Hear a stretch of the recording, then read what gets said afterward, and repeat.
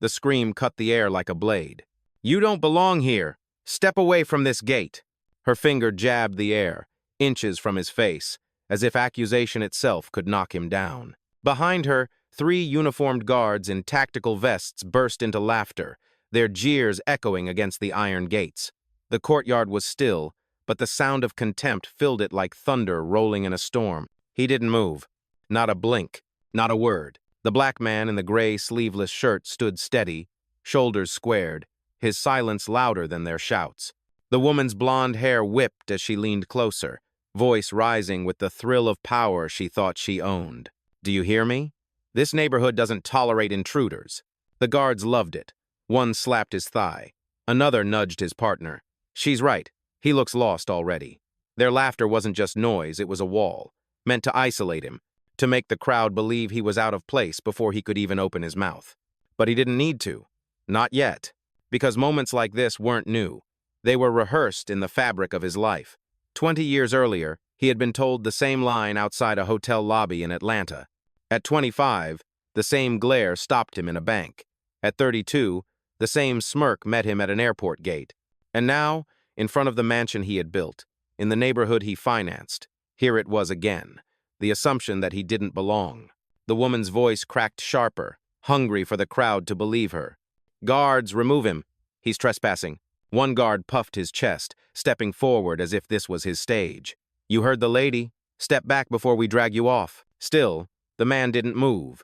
He stood as if the ground itself recognized him, as if the gates behind him bowed to his presence. And then it happened, the detail that shifted the atmosphere. A delivery driver across the street, arms full of packages, froze mid-step. He squinted, pulled out his phone, and whispered into the camera, "Something's wrong here. He's not acting like a trespasser. He's standing like he owns the place." The woman whipped her head around, glaring. "Put that phone away. This isn't your business." But it was too late. The spark had been lit. A witness had noticed. The man finally drew a breath, calm and deliberate, and raised his eyes to meet hers. The silence that followed was heavier than any insult. "Before we continue, where are you watching from? Drop your city or country in the comments below. And if you believe in dignity and justice, hit like and subscribe. These stories spark change, and we're glad you're here." Now back to him. His lips parted slightly, but he didn't shout. His voice was low, steady, almost quiet, but it carried more weight than all their laughter combined. "You just told the wrong man he doesn't belong." The guards shifted uneasily, their laughter fading into nervous silence. The woman's eyes flickered, a tremor of doubt breaking through her fury, and the gates behind him, tall and black iron, seemed to wait, because the real storm hadn't even started. The iron gates loomed like courtroom doors, black steel curved in ornate patterns that whispered wealth and permanence. Behind them stretched a driveway lined with cypress trees, trimmed so sharp they looked like verdicts. And at the end of that path stood the mansion's stone walls, glass windows, a rooftop that kissed the skyline. It wasn't just a house. It was the empire he had built, brick by brick, deal by deal. But none of them knew that. To the woman pointing in his face, he was just another outsider. To the guards smirking at his silence, he was just another man who didn't fit their picture of power. He wore no suit, no polished shoes, no watch that screamed status, only a sleeveless shirt, worn black pants, and the kind of calm that made fools mistake him for weak. It was intentional, always had been, because Marcus Reed, 42, self-made, CEO of Titan Real Estate Group, had learned long ago that the fastest way to reveal bias was to strip away the armor of wealth. When you looked ordinary, the world showed you its true face. And today, at his own gate, that face was sneering, mocking, ready to erase him. The woman took another step closer, perfume sharp, words sharper. "You think you can just walk in here dressed like that? This is a private community." The guards chimed in. One folded his arms, shaking his head. "Guy doesn't even have a badge." Another chuckled. "He looks like he's here to mow the lawn." The third laughed harder, slapping his vest. "Yeah, or deliver packages." Each insult was cheap, but layered with the same poison: "you don't belong." Marcus let the words hang. He had heard every variation before. Hotel clerks who stalled his check-in, bank managers who questioned his deposits, investors who doubted his numbers. Same tone, same smirk, same belief that appearances told the whole story. But the difference was this. Every one of those people had been wrong, and so were they. The delivery driver, still filming, took a cautious step closer. His voice, caught on the mic, trembled with realization. "Wait, I know that guy. I've seen him on Forbes." The woman whipped her head toward him, rage flashing. "Shut up! Don't spread lies!" But doubt was already blooming. Marcus adjusted his stance, still calm, still steady. His silence wasn't submission, it was calculation. Every second they mocked him, every insult they spat, every laugh that echoed against the iron, he was letting them write their own downfall. Because in a moment, the truth would break like glass. The laughter got louder. It bounced off the stone walls like cruel applause. One guard stepped forward, his boots grinding against the gravel. "Orders are orders," he said, puffing out his chest. "Ma'am, should we handle this?" The woman smirked, her voice dripping with certainty. "Drag him off. I don't care how. He doesn't belong inside these gates." The second guard cracked his knuckles for show. "Happy to." The third added with a grin, "Been a while since we've had a trespasser." Marcus didn't flinch. He stood rooted, arms at his sides, calm in a storm he'd seen before. His silence wasn't weakness, it was the rope they were tying around their own necks. The woman leaned closer, almost shouting now. "Do you not understand English? Step back or we'll have you in cuffs." The guard at the front pulled a pair of zip ties from his vest and dangled them like a threat. "Won't take a second. Hands behind your back, buddy." The delivery driver across the street gasped. His phone camera zoomed in, shaking slightly. "They're about to arrest him at his own gate," he whispered. His live stream had already picked up a handful of viewers, strangers typing furiously in the comments. "This looks bad. Why are they harassing him?" Marcus exhaled slowly. A memory cut through the moment he was 23, standing outside a bank in Miami. Same stance, same accusation. The teller had waved him away like a nuisance, only to learn later he owned half the block. That sting had never left. Now, decades later, the insult replayed in new voices, new uniforms. But it wasn't new. It was the same old script. The woman barked again, pointing at his chest. "You're trespassing. This isn't a park. This is a multi-million-dollar estate. You can't just walk in." The first guard raised his radio. "Dispatch, possible intruder at the east gate. Preparing to detain." The click of the radio echoed like a gavel. The air thickened. From the sidewalk, a young couple walking their dog slowed to watch. The woman clutched her partner's arm. "That doesn't look right," she muttered. The man shook his head, pulling out his own phone. The pressure was mounting, the circle of witnesses growing. But the guards didn't see it. They were too wrapped in their certainty, too entertained by their own prejudice. The lead guard jabbed a finger at Marcus's chest. "Last warning. Move or we move you." Marcus finally turned his head, eyes locking on the guard's face. He didn't raise his voice. He didn't shout. He simply said one line, each word measured like a verdict. "Touch me, and you'll regret it." The guard froze, confusion flickering across his bravado. The woman scoffed, rolling her eyes. "Empty threats. Do it. Put him on the ground." The guards shifted, preparing to grab him. The crowd of onlookers grew tense. The live stream comments exploded, and the storm was about to break. The guard's boots scraped against the gravel as he lunged forward, shoulders squared like a man about to prove something. But Marcus didn't move. His silence hit harder than any shove. He stood tall, arms loose at his sides, gaze steady. His calm wasn't the absence of fear, it was control sharpened by decades of being underestimated. The woman's voice climbed, shrill and impatient. "Why are you just standing there? Are you deaf? Move." Her words cracked the air like glass shattering, but he absorbed them without flinching. To her, his silence looked like defeat.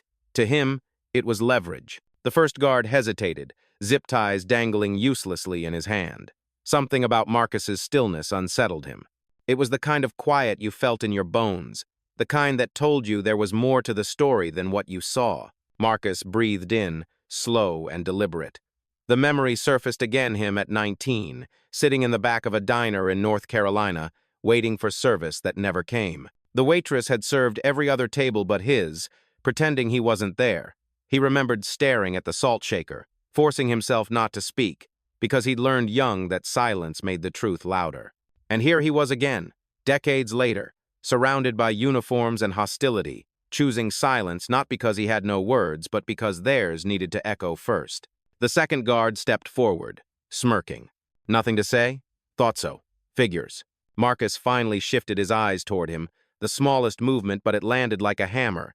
The smirk faltered, just slightly. Behind them, the delivery driver kept filming. "Man, he's not resisting," he whispered into his phone. "He's not even raising his voice, and they're still trying to cuff him." Across the street, the young couple with the dog had stopped completely. The woman shook her head. "He doesn't look like a trespasser. He looks like he's waiting for them to realize." The guards didn't hear it.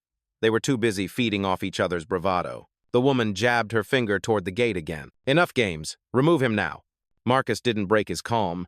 His silence was a mirror, reflecting their aggression back at them, magnifying every insult, every order, every laugh. It was the silence of a man who knew that truth didn't need volume to win. The first guard tightened his grip on the zip ties, but his hands betrayed him. They trembled. He didn't know why. He just felt it. That sense that something about this wasn't adding up. Marcus exhaled once more, steady and unbothered, his presence commanding even without words. The courtyard wasn't just tense anymore, it was charged, like the air before a lightning strike. And still, he said nothing, because sometimes the most powerful answer is no answer at all. A voice cut through the standoff, not loud, but sharp enough to pierce the moment. "Hold up, I'm recording this." The delivery driver across the street raised his phone higher.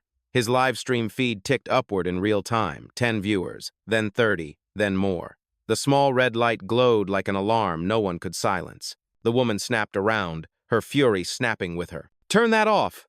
This is private property!" But the driver didn't flinch. His voice trembled, but conviction held it steady. "Looks like harassment to me, he's just standing there."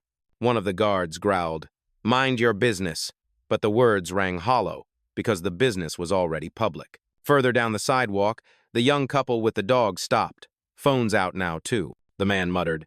"This doesn't feel right." The woman added, "They're treating him like a criminal, but he hasn't moved an inch." And then, a new witness. A teenage boy on a bike rolled to a stop at the corner. He squinted, then his eyes widened. He whispered into his phone camera, "No way. That's Marcus Reed. I swear I saw him on the news last month." The livestream chat exploded. "Wait, he's famous? Nah, they wouldn't treat a CEO like that. Look it up. Titan Real Estate. That's him." The guards didn't notice the tide turning. They were too focused on their target, laughing, jeering, trying to perform authority for an audience they thought was theirs. But the audience had shifted. The teenage boy dismounted his bike and shouted across the street, "Yo, I know who you are. Don't let them push you around, man." The woman's face twisted, pale fury replacing confidence. "Quiet, or I'll call the police on you too." The crowd thickened, neighbors stepping out of their houses, a jogger pausing mid-stride, drivers slowing down to glance at the spectacle. Eyes multiplied, cameras multiplied, and the air grew heavier with every second of witness. Marcus still hadn't spoken, still standing, still calm. But now, the silence wasn't just his, it belonged to everyone watching, everyone waiting for the truth to crack the performance of authority in front of them. The guard with the zip ties looked uneasy. He muttered under his breath, "Too many cameras, man." The second guard hissed back, "She gave the order. Just do it." The woman snapped again, louder this time, desperate for control. "He doesn't belong here. Arrest him already." But her words didn't land the same anymore. Not with so many witnesses, not with so many phones raised high like mirrors reflecting her rage. The delivery driver zoomed in closer, whispering into his stream, "This is about to backfire." And it was, because when the world is watching, silence can become thunder. The woman's voice sharpened, every word meant to cut. "Look at him, dressed like that. Do you really think someone like him could afford a single brick behind this gate?" Her laugh was cold, practiced, the kind that seeks an audience, and the guards gave her one. The first guard shook his head, grinning. "Lady, he doesn't even look like he can afford the Uber to get here." The second added, "Bet he's just another squatter trying his luck." The third leaned closer, sneering. Or worse, could be casing the place. Their insults weren't just words, they were weapons, meant to strip away dignity in front of strangers. Across the street, the teenage boy on his bike shouted back, "That's not true! I told you, that's Marcus Reed! I've seen him before!" The woman whipped toward him, her voice cracking like a whip. "Silence! He's a liar, just like the man he's defending." But the crowd was no longer neutral. Murmurs rippled through the onlookers. The jogger folded his arms. The young couple shook their heads. Someone whispered, "She's digging her own grave." The first guard raised his radio again, emboldened. "Dispatch. Intruder still non-compliant." Possible threat. Request immediate police response. Those words hung in the air like smoke. Possible threat. It was the kind of label that changed everything. The crowd stiffened. The delivery driver's livestream chat exploded. They're framing him. This is dangerous now. She really called the cops? Marcus didn't move. His silence was heavier now, a presence no one could ignore. The woman smirked at the guards, feeding on the momentum. You see, even the system knows. People like him don't belong here. The word people hung in the air, venomous, undeniable. The second guard puffed out his chest, swaggering closer. You hear that? Police on the way. Game over, man. The teenage boy shouted again, louder this time, voice cracking but fierce. He's not trespassing. That's his house. The woman's face flushed red, fury breaking through her composure. Enough, she screamed. He's a fraud, a thief, a con artist, pretending to be what he'll never be. The guards laughed louder, emboldened by her rage, while the crowd gasped. Phones zoomed in closer. Every insult was a bullet ricocheting in real time, recorded, streamed, impossible to erase. The delivery driver whispered into his mic, "She just called him a thief. No proof, nothing, just her mouth running. This is bad." And then, a hush spread not because the insults stopped, but because everyone knew they had crossed a line. Marcus finally lifted his head. He hadn't spoken yet. He hadn't moved yet. But his silence had turned into something else, something that made even the guards hesitate. Because the higher their voices rose, the closer they came to collapse. The first guard stepped closer, muscles flexed, zip ties stretched tight in his grip. His boots crunched on the gravel like a warning drumbeat. Hands behind your back. Now. Marcus didn't move. The guard shoved him square in the chest. Not enough to topple, but enough to send a message. The crowd gasped. The dog barked from across the street, its leash straining. The woman's lips curled into a smile. Finally, do your job. Get him out of here. The second guard reached for Marcus's arm. His fingers closed around fabric, tugging, like Marcus was an object, not a man. This'll be quick, he muttered, loud enough for the audience to hear. Trespassers don't get courtesies. The teenage boy shouted from his bike, "Hey, that's assault!" The delivery driver's live stream comments surged. They just touched him. He didn't resist. Why are they grabbing him? This is ugly. The third guard stepped forward, adding insult to violence. He reached down and yanked at Marcus's pocket. His hand came back with nothing, but the act was enough. To the watching eyes, it looked like theft disguised as procedure. The woman clapped her hands once, sharp and satisfied. Search him. He's probably carrying fake IDs, stolen cards. A murmur of disgust rippled through the crowd. The jogger called out, "He gave you no reason to do that." Another voice, older, steadier, added, "I've lived here 20 years. I've never seen treatment like this." The first guard pushed again, harder this time. Marcus's shoulders rocked back, but his stance held. He was anchored, immovable. His silence wasn't cracked, not yet. The woman leaned in close, her perfume cutting through the air like smoke. "You hear that? Nobody's coming to save you. Not here, not in this neighborhood." Her finger jabbed his chest, hard, once, twice. "You're nothing but a fraud." The word fraud carried like a gavel across the courtyard. Witnesses flinched. Phones zoomed. The live stream count soared. The delivery driver muttered into his mic, "She just called him a fraud. In front of all of us. In front of cameras. This is going viral." The guards closed in tighter, circling. One cracked his knuckles. Another lifted his radio again, barking into it. Confirming. Subject is non-compliant. Aggressive stance. Possible theft. Request backup immediately. Aggressive. Theft. Possible threat. Words meant to reshape reality, to justify their hands on him. Marcus stood still, breathing steady, eyes locked forward. And then, for the first time, his jaw tightened, his silence shifted. It wasn't patience anymore, it was warning. The crowd knew it. They felt it. The energy snapped from amusement to dread. Because they had crossed the final line, and something was about to break. The woman's finger stabbed the air again. "Arrest him now." The guards closed in, their shadows swallowing him whole. But Marcus finally moved, not with force, not with panic, with precision. He slipped one hand into his pocket, calm as if he were reaching for a pen. The guards tensed, ready to pounce.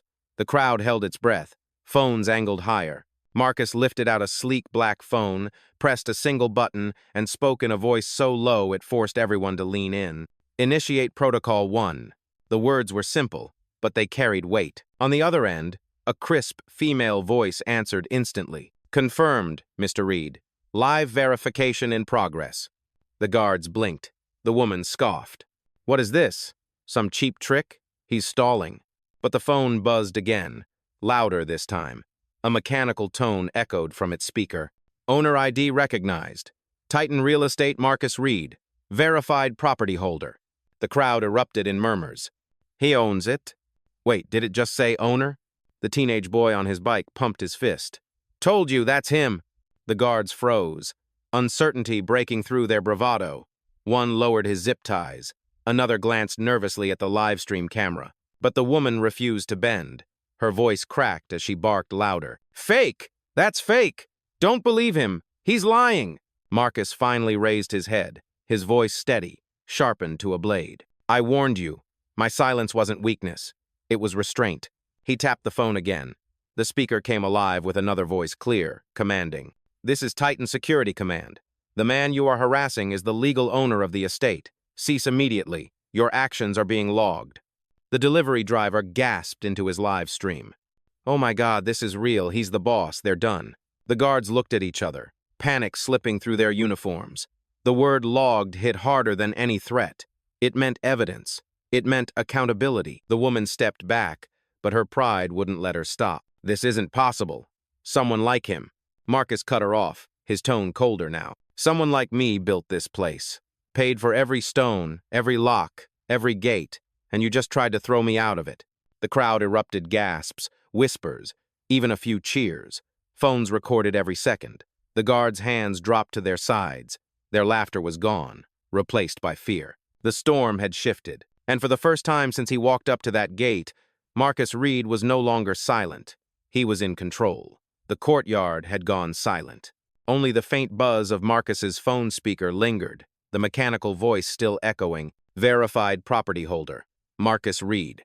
The guards froze in place, uniforms stiff, bravado leaking out of them like air from a punctured tire. The woman's eyes darted, desperate for a crack in the truth she could exploit. But the crowd had already shifted. Phones pointed like spotlights.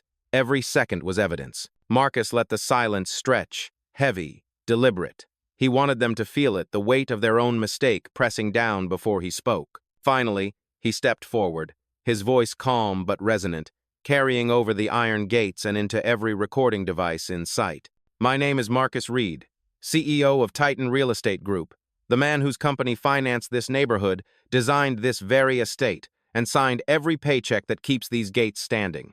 The words fell like thunder. Gasps rippled through the witnesses.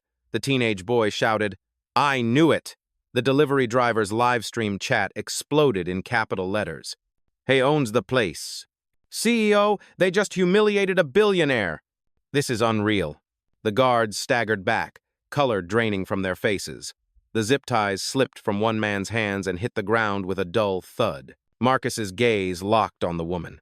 And you, he said, each syllable deliberate, just told the owner of this property he didn't belong here. Her mouth opened, but no sound came. The confidence that had fueled her vanished, leaving only the tremor of disbelief. The crowd stirred louder now, some booing, some clapping, others simply recording in stunned silence. A jogger called out, She's finished. A neighbor whispered, Imagine being caught like this. Marcus continued, his voice rising not in anger, but in command. You mocked me. You shoved me. You called me a thief in front of witnesses. You thought my silence meant weakness, but all it did was give you room to show the world exactly who you are. The delivery driver's livestream comments surged again. He's schooling them right now. This is history. Never seen composure like this. The woman finally stammered, You can't, this isn't. Marcus cut her off with a look so sharp it froze her words mid-air. This is my house, my gate, my name on every deed, and you just tried to erase me from it. The crowd erupted, cheers mixing with shouts. Cameras shook as hands trembled with adrenaline. The storm had broken. The twist wasn't just revealed, it was undeniable. The revelation hung in the air like smoke after a gunshot. For a moment, no one moved. Then the collapse began. The first guard staggered back, eyes wide, hands shaking as if the zip ties still dangling at his belt had turned into shackles around his own wrists. he muttered almost to himself. CEO! He's the CEO! His voice cracked, louder the second time. Oh God! The second guard dropped his radio. It clattered against the gravel, the dispatch operator's voice faint on the other end, calling his name. He didn't pick it up. He couldn't. His lips moved silently. We're finished. The third guard, once grinning ear to ear, stood pale and hollow, his smirk erased. He tried to straighten his vest, but his hands betrayed him, trembling with guilt. And the woman, her collapse was the loudest of all. Her fury had burned so hot it left nothing behind but ash. The crowd that once might have applauded her authority now stared at her with open disgust. Phones captured every twitch, every breath, every desperate flick of her eyes as she searched for an escape. "You're lying," she hissed, her voice cracking under its own weight. "You're making this up." But no one believed her. Not with the phone still buzzing in Marcus's hand, Titan Security's voice confirming again, "Verified property holder, Marcus Reed." The teenage boy raised his voice, triumphant. "Told you, he owns it." The delivery driver swung his camera toward the woman. "And you just humiliated the man who built this whole neighborhood. Say something now." Her face drained of color. The power she thought she wielded had turned to sand slipping through her fingers. The crowd pressed closer, not with violence, but with judgment. A jogger folded his arms, shaking his head. "Unbelievable. You treated him like dirt at his own gate." The young couple whispered to each other, then louder so others could hear. "That's the problem.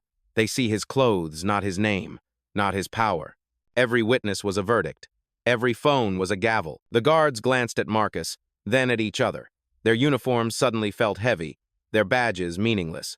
They weren't protectors anymore, they were perpetrators, caught in real time. And the woman, once bold enough to jab her finger into Marcus's chest, now couldn't lift her eyes to meet his. The irony was unbearable. She had tried to strip him of belonging, and in the process stripped herself of dignity. The livestream chat flooded. "Look at their faces. They know they're finished. This is what justice looks like." Marcus didn't need to raise his voice. He didn't need to gloat. The collapse was happening without him lifting a finger. The storm had turned. The powerful now looked powerless, and the man they mocked stood untouched, his silence vindicated. And the night was far from over. Marcus finally lifted the phone to his ear again. His tone was calm, almost surgical. "Log the incident. Initiate termination protocol. Effective immediately."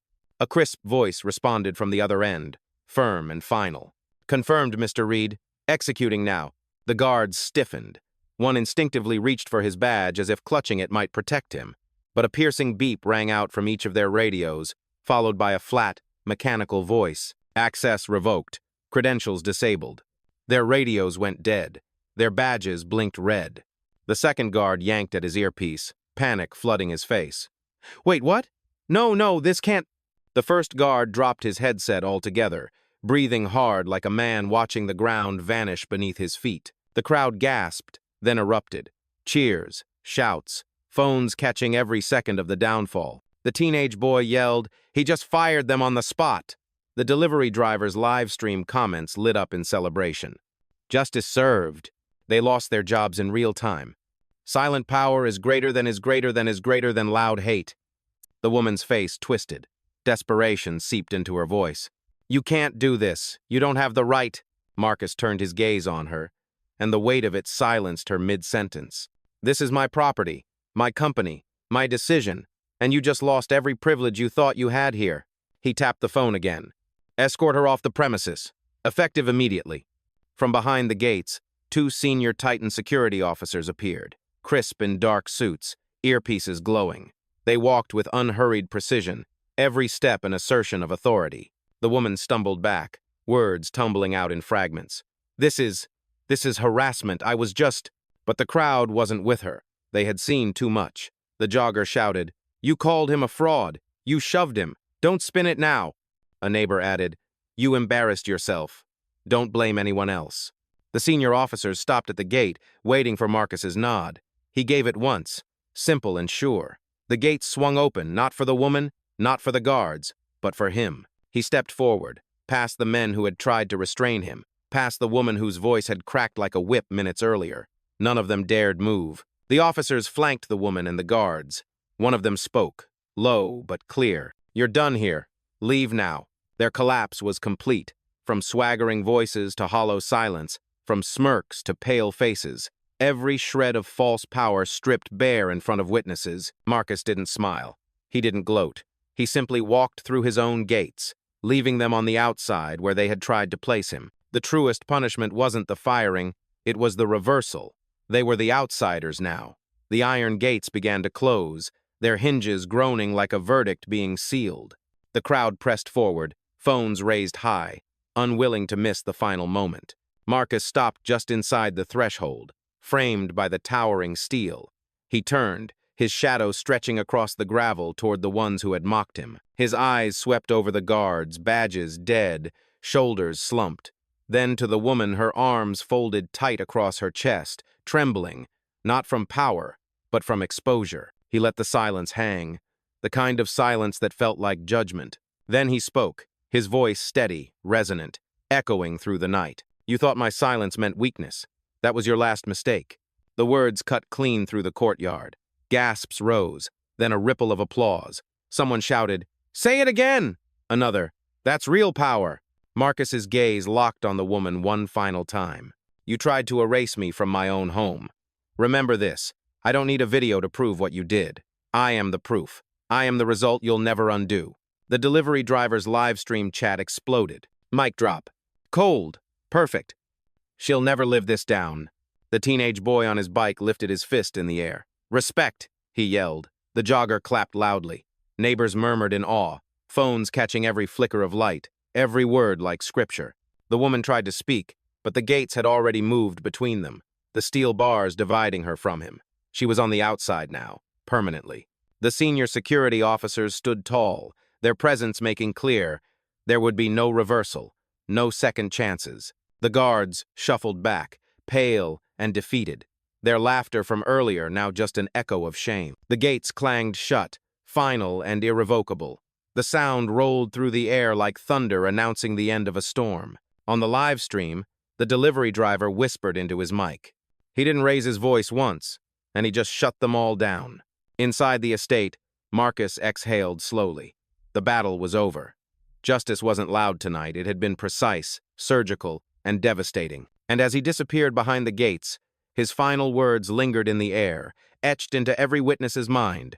Power doesn't shout, it stands, and it ends the noise. The cameras kept rolling, the comments kept flooding, but the story was finished. The man they mocked had walked away unbent, and those who laughed were left behind in silence.